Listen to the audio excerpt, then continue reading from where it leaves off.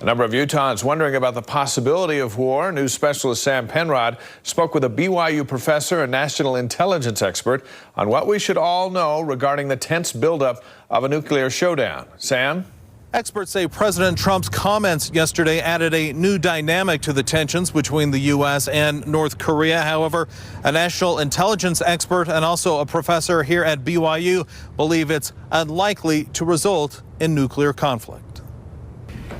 They will be met with fire and fury like the world has never seen. As President Trump fired back at North Korea with explosive threats, many Americans are wondering how volatile the situation is becoming. It's the kind of rhetoric you hear from North Korea all the time, of course, but not from the American president. And people have been sort of trying to dial that back today and say, look, we're not in any imminent danger of going to war with North Korea. But intelligence experts fear that if North Korea indeed becomes nuclear capable, any preemptive strike on North Korean nuclear facilities is very risky because of the possibility of a terrible conventional war in South Korea.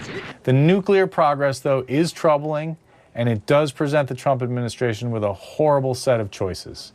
Either live with a nuclear-armed North Korea capable of striking an American city, or go to war, and a war that would potentially kill hundreds of thousands of civilians. So what will it take to de-escalate these nuclear tensions? And I think that there is a status element here, that by becoming a nuclear weapons state, North Korea joins a very elite club, 8 member nations that have nukes, and that makes North Korea more important than a small nation of 22 million people with not a very good economy. Kirk Larson is a professor at BYU and has studied Korea for many years. He believes the North Korean government sees nuclear weapons as a deterrent to protect their isolated country from an attack.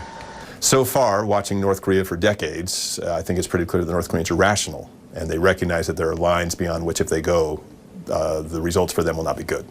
And I can only hope and assume that this rationality will continue. Professor Larson says he measures his concerns about war by asking himself if he is concerned about traveling to South Korea. He says for now he has no plans to cancel his next trip. Sam Penrod, KSL 5 News, Provo. Sam.